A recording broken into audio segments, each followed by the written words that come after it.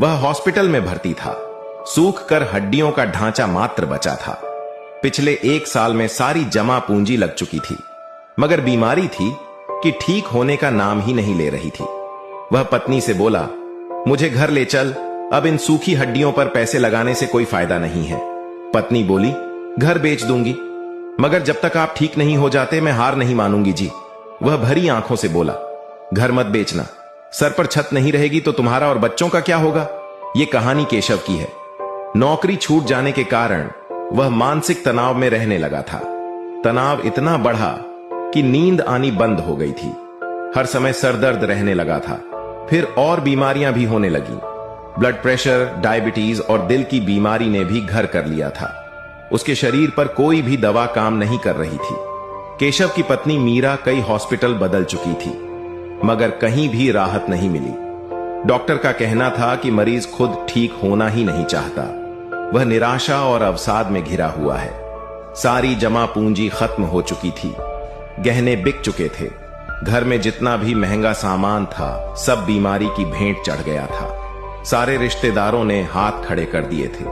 Phone भी नहीं उठाते थे। करीबी रिश्तेदारों में केशव के भाई थे, मगर उनसे केशव का मनमुटाव चल रहा था, इसलिए उन्हें खबर ही नहीं दी गई थी। शुरू में मीरा के भाई भाभी आते थे, थोड़ा बहुत पैसा भी दिया था, मगर बीमारी लंबी चलने लगी तो उन्होंने भी किनारा कर लिया था। अब वह अकेली संघर्ष कर रही थी। अर्धांगिनी थी वह उसकी।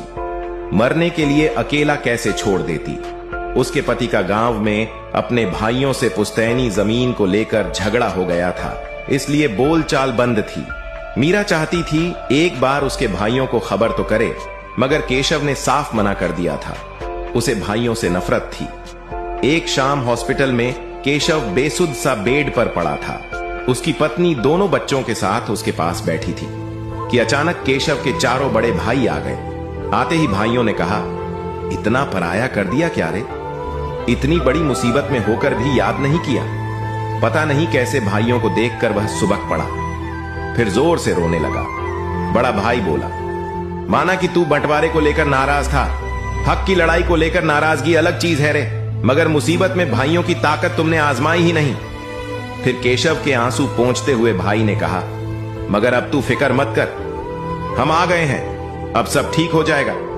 सचमुच भाइयों को देखकर केशव ने शरीर में एक अलग सी ऊर्जा का अनुभव किया।